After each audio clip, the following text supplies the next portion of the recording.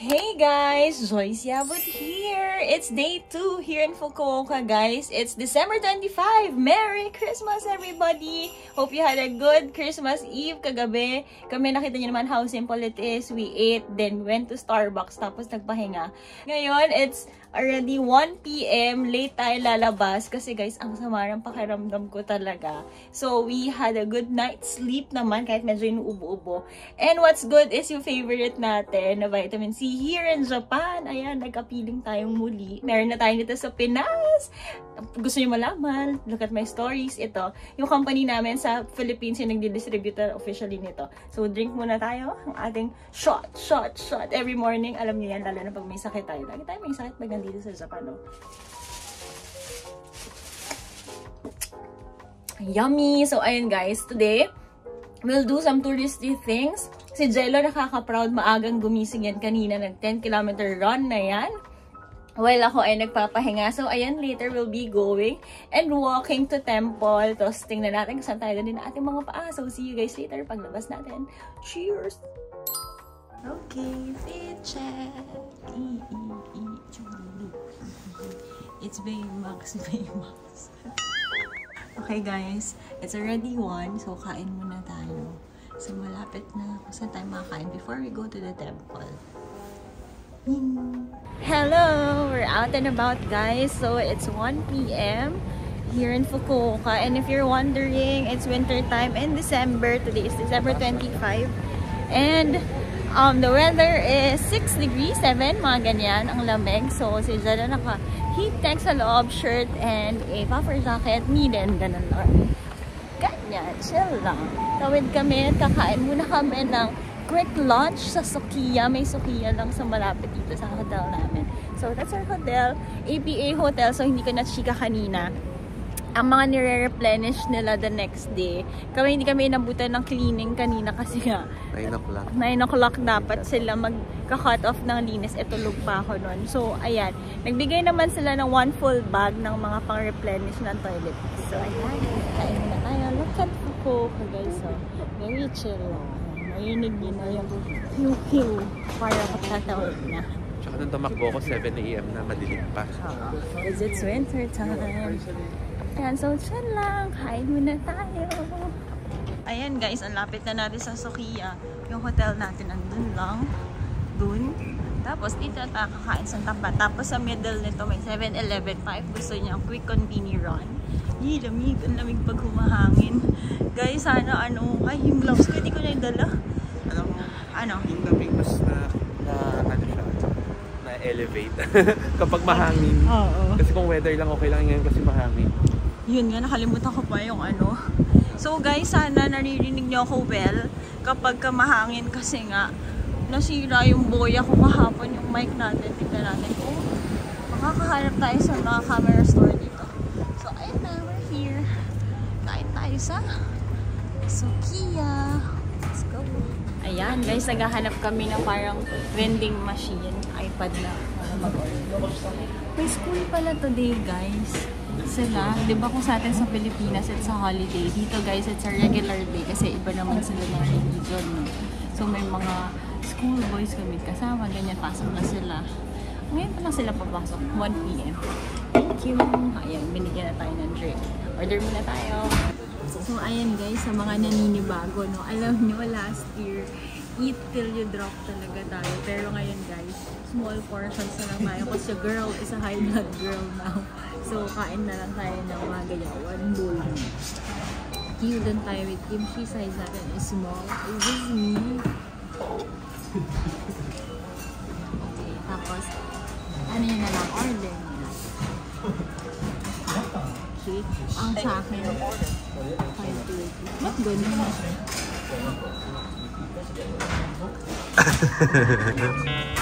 Guys, ang bilis. Parang 2 minutes lang. Gulat ako lang dito yung pagkain namin. So, what's good about Japanese food sets is lagi sila may kasama guys na salad and soup. Yan talaga ang secret sa pagpahaba ng buhay nila. Ayan. Tapos tayo naman, we have lang gyudon. Si Jello kasi hindi kumakain ng miso soup. So, sa atin ang soup niya. Diba? So, Okay, ito daw kay Mas. Kain tayo. Guys, is this me? Ang liit na lang natin kumain. Pero para sa ating mas mahabang buhay. Sabi ko nga, ano sabi ko nga pa, Nani? Sabi ko, ano tayo, eat till you drop or di na tayo kumakain talaga habang buhay. Kasi nga, high blood tayo. So, kain tayo.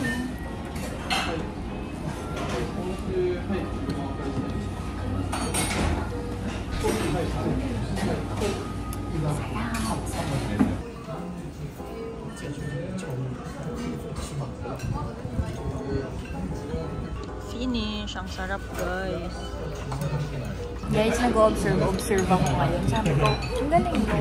Yung food naman dito sa Japan, full meal naman siya. Merong kanin, mostly kanin, tapos may soup, may salad. Pero parang walang malalaki dito. Pero yun, na-realize ko, ang susi talaga sa kanila is yung paglalakad nyo. May galaw-galaw talaga sila lagi. Kaya kahit ganito kabigat yung pagkain nila is healthy pa rin sila. Long life sila lagi, no? Sana lahat. So, ayan, lakad-lakad tayo mamaya para malaglag at matantag ang mga kinain natin. Ayan guys, so hindi ka magpipili. Pero may tao pa rin. Then you get to change there. Galing nila. Tapos kapag hindi nakuha lahat guys, tutuloy yan. Arigato!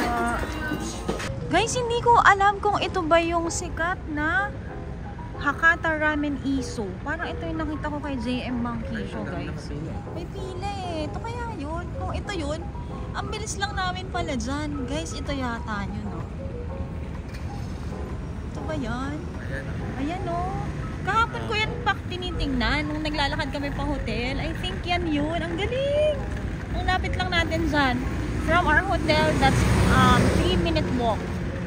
Now we're walking towards naman Hakata bus station kasi pupunta tayo saan? Sa Daizafu. Daizafu Shrine. Daizafu Shrine. Mangu. So bus tayo para mas maganda ang sightseeing natin.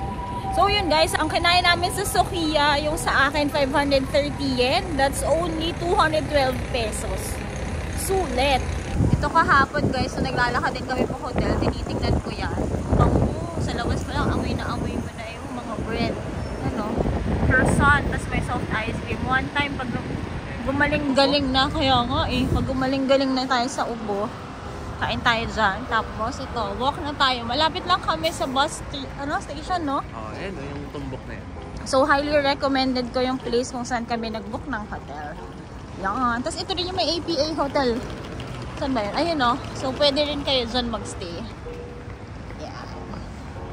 Tayo. Dito tayo ngayon sa Japan, Fukuoka. Ngayon sana ganun kami yun. Ay matanda na sana'y magbago. Kailanman. Wala naman kami.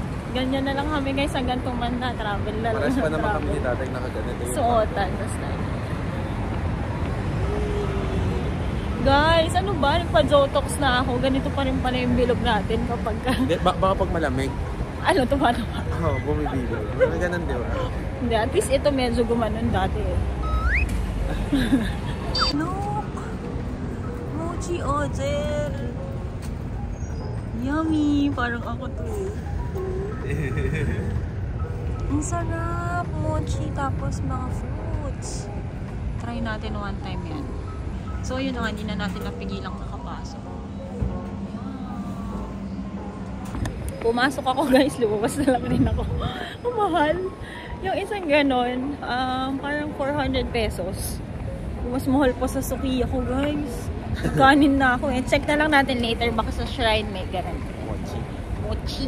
Ganito lang guys sa Fukuoka. Sobrang chill. Ay, hindi ko pa kayo na welcome sa ating day 2 na My Travel Joy is in Fukuoka, Japan. Hey. Guys, ito pala ang Hakata Station. Imagine, train station yan. Na may mall sa paligid, may Tokyo Hands. Tapos ito, bus station naman to. Nandiyan ang Daiso. Alam nyo, gano'n natin ka-favorite ang Daiso. So, tingnan natin later pag balik natin galing sa Shrine kung makaikot-ikot tayo around dyan. Ayan, ayan yung 0101. Mall nga ito, shoppingan.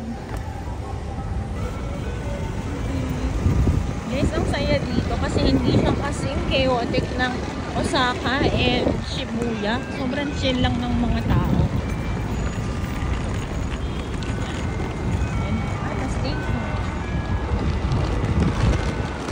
Ayan guys, katabi siya ng Subway Kuko Line. Tapos, punta tayo dyan. City buses, expressway buses. Ayan guys, meron dito ang ticket machine. Tapos, labas ka na lang ng money. Ayan. Main bus. Tapos dito kasi kami pupunta. Dazaifu Station. Ticket.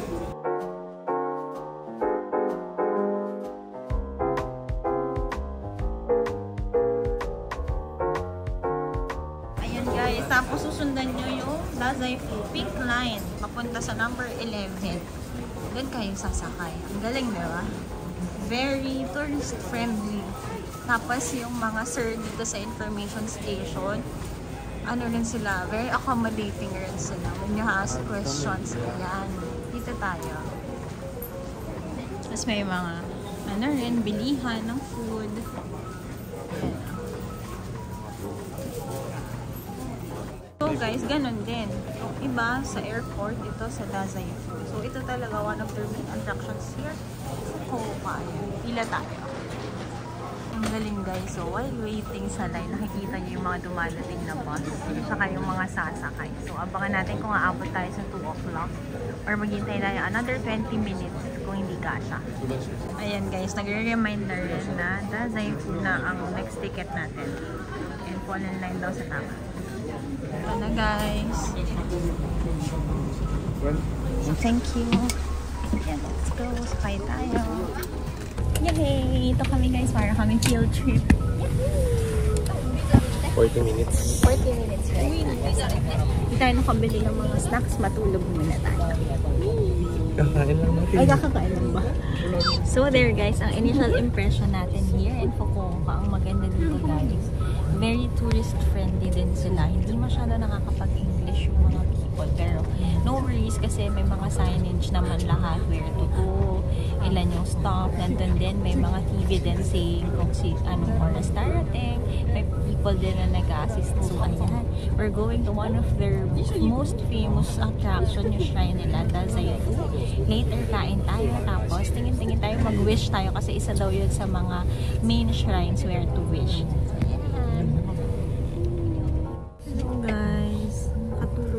That was how many minutes? That's around 40 minutes bus. Sarap magtulog guys. Ito na tayo, Taiwan na. Thank you. And we're down here guys. Ichiran everywhere. Because we're here in Fukuoka. Tapos guys, ito. Haba ng Ichiran. Nasaan? Haba pa rin. Guys, so kahit saan, Ichiran talaga may line. Ayan. Tapos ito, syempre, we're in a touristy place. So, ayan. Ito may mga soft cream na. Tapos gusto ko mag-ice cream. Tapos ito, guys. Ganda, oh. Very provincial. Tapos, parang tayo nakarating na nito sa Kyoto. Parang ganito yung vibe. Ah! Si Aki! Cute! Ayan, ito siya, guys. Start with souvenir shops. Ayan, ang cute, ang cute.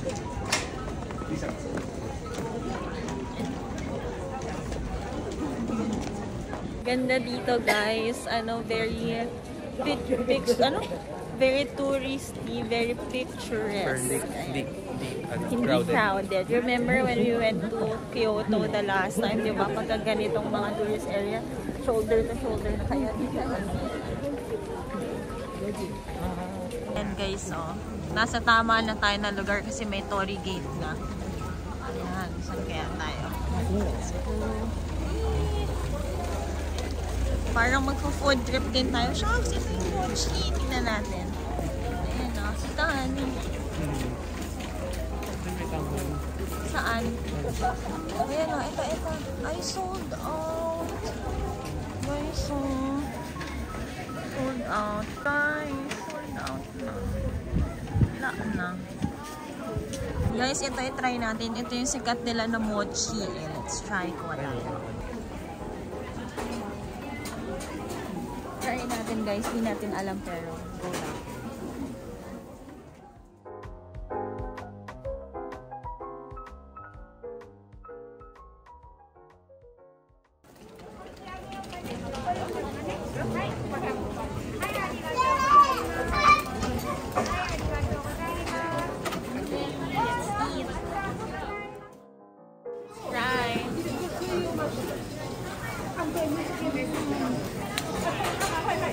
Mochi siya guys, with red bean.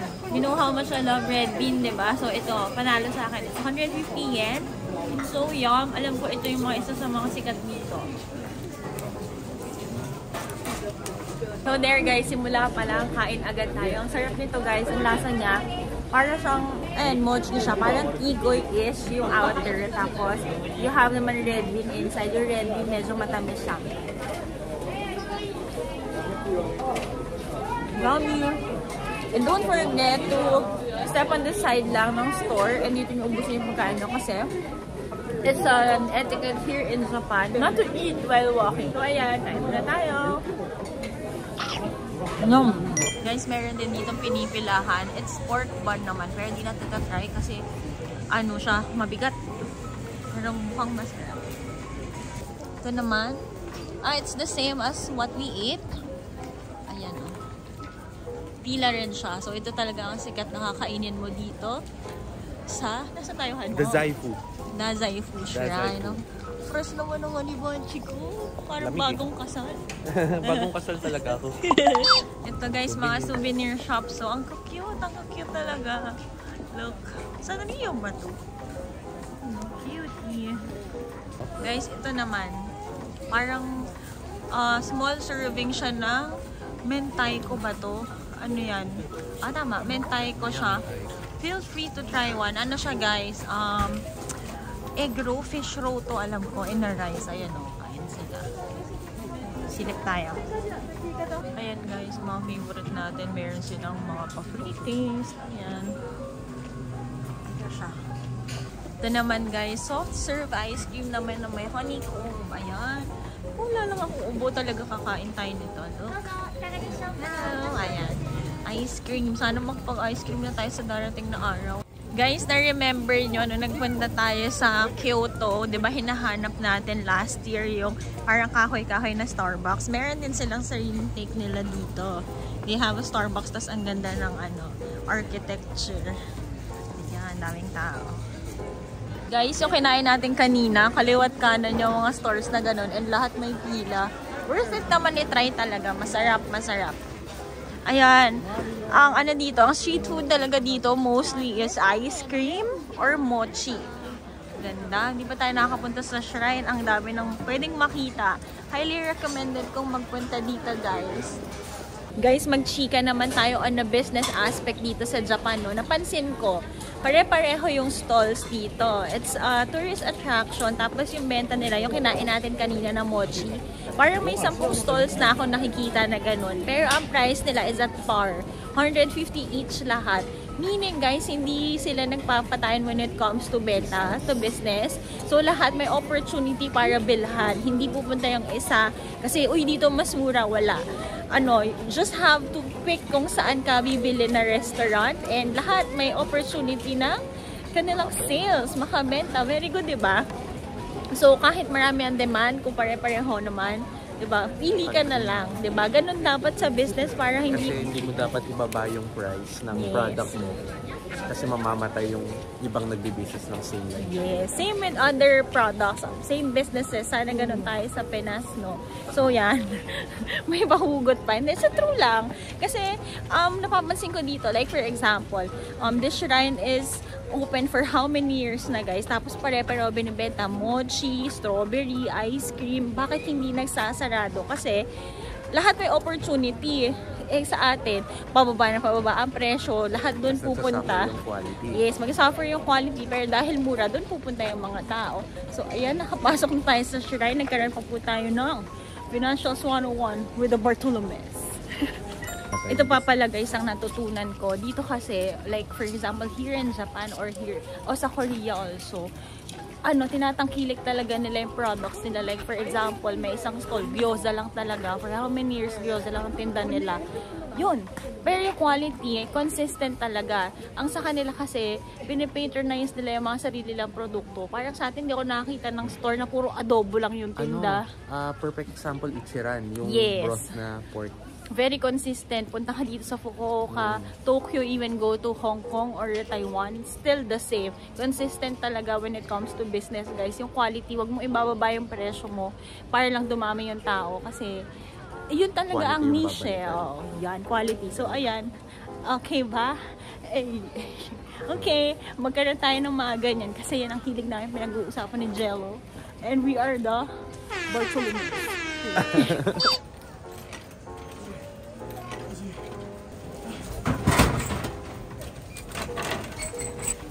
Ng honey lemon tea kasi ang aking lalamunan ay masakit. Let's go! Okay guys, before we start the shrine experience, we went to the information tour center, ayan, to see the maps and para makwento ko sa inyo yung mga madadaanan natin, kung ano yung mga ano ba yan, mga learnings natin kung what's the shrine is about. So, okay. Number 1 is Monday.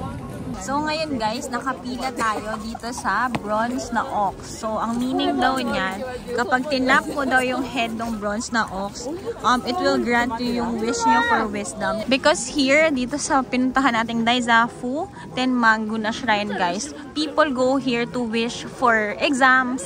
Yan ang dito. So, punta tayo dito, magpila tayo to pat the head of the bronze na ox for wisdom daw.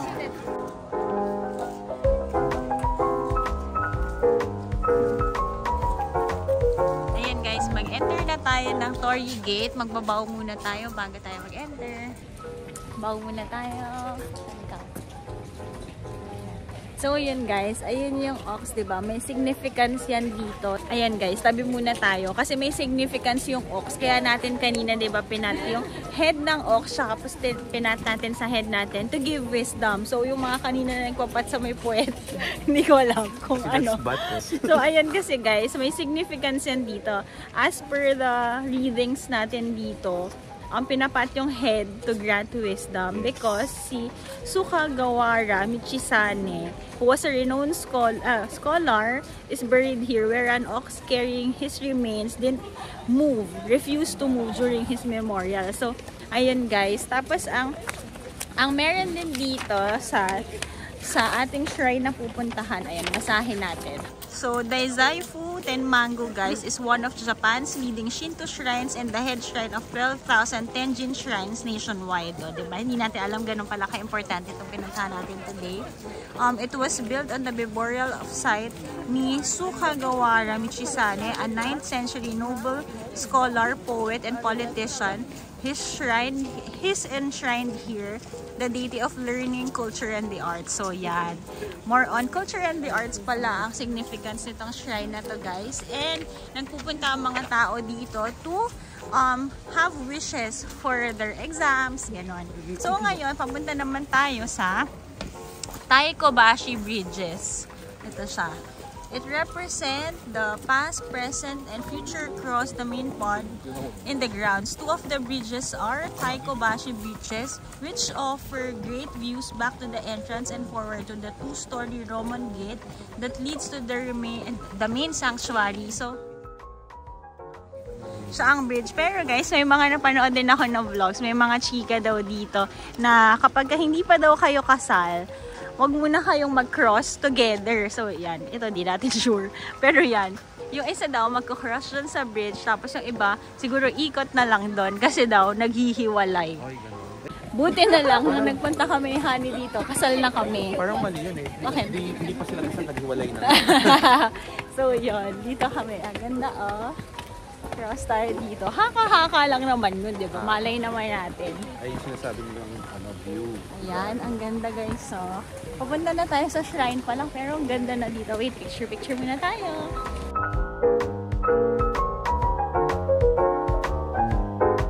Ayan, lakad-lakad muna tayo guys. Nag-picture-picture tayo doon. At gagawa rin tayo ng short reels para naman sa mga Fukuoka guide natin on Instagram. Don't forget to follow me on Instagram at Yabut Joyce Ann.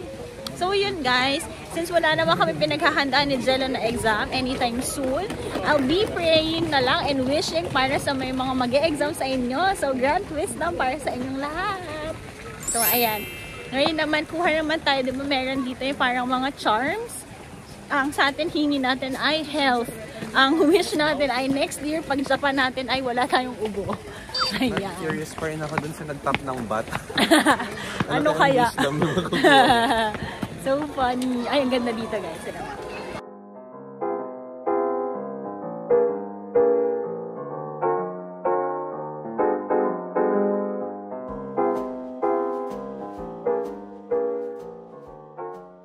Guys, ang similar dito, parang Sensoji Temple sa Tokyo naman, na hindi crowded. Ayan.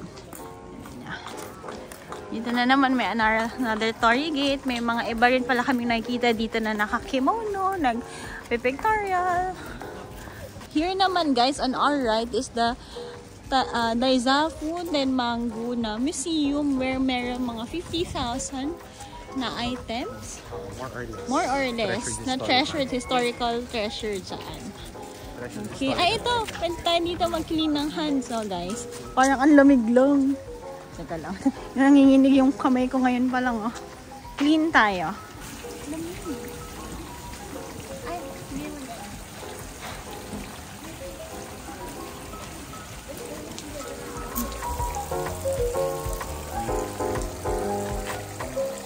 Okay guys, we finally reached naman Honden. Honden is the most sacred part of Daizafu Tenmangu. Dito, nakamark ang resting place ni Sugawara Michizane in 1845 to 903. Tagal na pala nito, no? Pero grabe, ang ganda-ganda. So, paano nagawa yan ng mga panahon na to? So, the current Honden was built in 1591, is an important cultural property of Japan. So, ayan. Let's enter. Ang lamig na po ko. Ayan, let's go.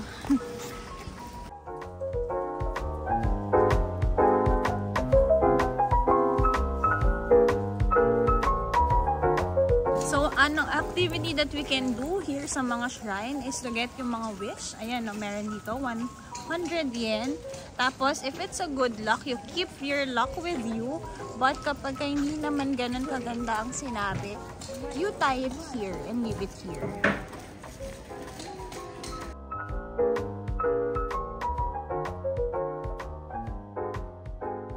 Ayun guys, alam nyo lagi tayong merong ganito kapag nagsha-shrine tayo. So, this is an honesty, deed.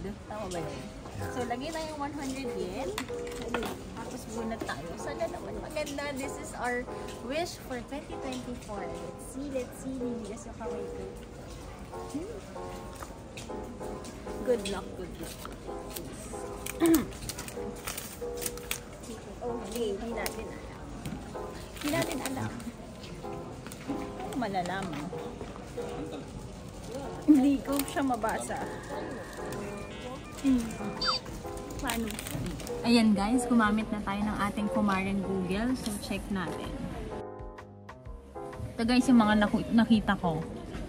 Looking for a job, just follow what your superiors say. Sabi ng boss ko, dun lang daw ako. Academics, make an effort to take entrance exam. Childbirth, careful how you stand. Marriage offer, consult your family. Kumayag naman po yung pamilya ko, nakapag-asawa naman na po ako. Disease, if you respect God and have faith, heal quickly, Lord. Tanggalan mo na po itong ubo ko. Business, there is find out who you are. Ang hirap pala nito. Paano ba yun? Iba-iba yung meaning. Diyan lang kayo. Ito guys, masahin natin yung mga iba ko pa nakuha. Even in the midst of relaxation, its ways good luck is in the air. Yes! Good luck naman pala tayo. Don't get too carried away with joy. Ay, kakasaya ko lang. Huwag daw. You should take notes on various matters without about such things. It is important to be disciplined in everything.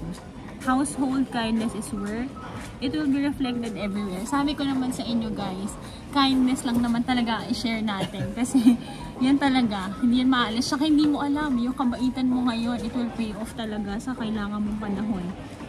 Achieve with the help of others, be patient and wait. Ito, sabi, lost property, be mindful of your daily routine. Ito pa sabi, be mindful of your daily routine and travel is a good thing. Yahoo! More travels tayo sa 2024, for sure yan. It's better during the incident. Choose a good price. Architecture, okay. Choose an auspicious day. Business, it's a loss. Find out who the opponent is. So, yung kalaban namin sa negosyo. Pinag-uusapan lang natin yan kanina. All you have to do is sell it. If you have a heart, heal quickly. Be careful while giving birth. Oh, why naman be careful? So, ayun. Na ano natin. So, ikikeep natin dahil meron tayong good luck. Very good. Si Zella naman. So, ayan, hindi tayo magtatay dito dahil thank you Lord, good luck tayo. Ang nakuha ko lang talaga doon is mag-travel pa daw tayo. Ang ganda.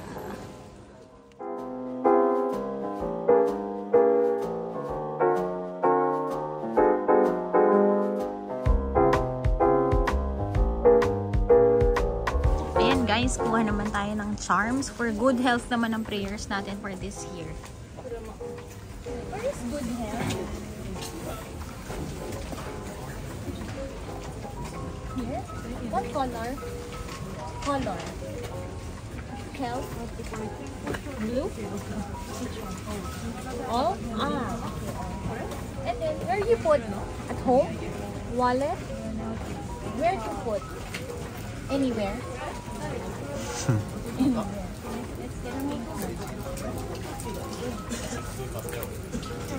So what's that? We're getting charms, guys, for good health daw ito. Check nga natin. Hindi ko kasi mabasa yung Google. Ayan, guys. Oh, healthcare ang nakalagay. Ito. Ayan. May ganito pala eh. Ayan. Hindi man tayo nahirapan, guys. Ayan. Hinan tayo ng mga pwede natin kunin. So, merong for study, merong for employment, career promotion sa mga gusto ma-promote. Against evil, for traffic safety, for good health, for good fortune also. Ayan, for safe delivery. Ayan, illness, recovery, escape from disaster, victory. Okay guys, so we're getting Omamori ata ang tawag dito. Ito yung mga charms natin. This is 1,000 yen. Kuha tayo, isa sa bahay namin, isa naman sa mami ni Ben.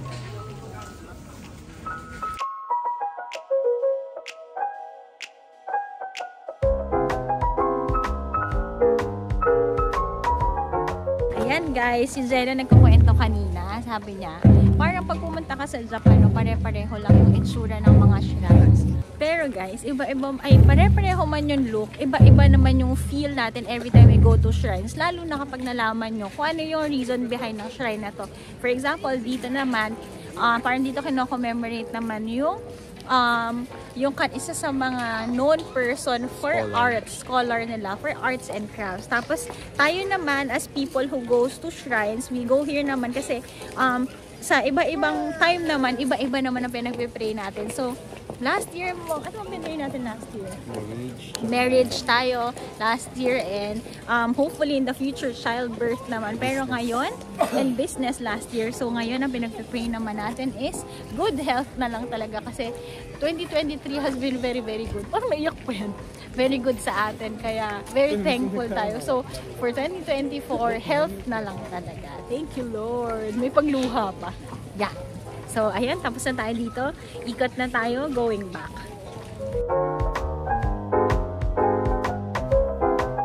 Yan o. Yan ang pinagdasal ko, guys. Yan. Ayan, guys. Nakalabas na tayo ulit sa may mga stalls. Ayan o. Sabi ni Jello, ano yan? Sabi ko, ice cream yan. Sabi niya, mas daw parang spaghetti. Parang sarap. Gusto ko mag-ice cream pero hindi ko magawa. Ayan, guys. Alam ko na yung name. May English na ako nakita.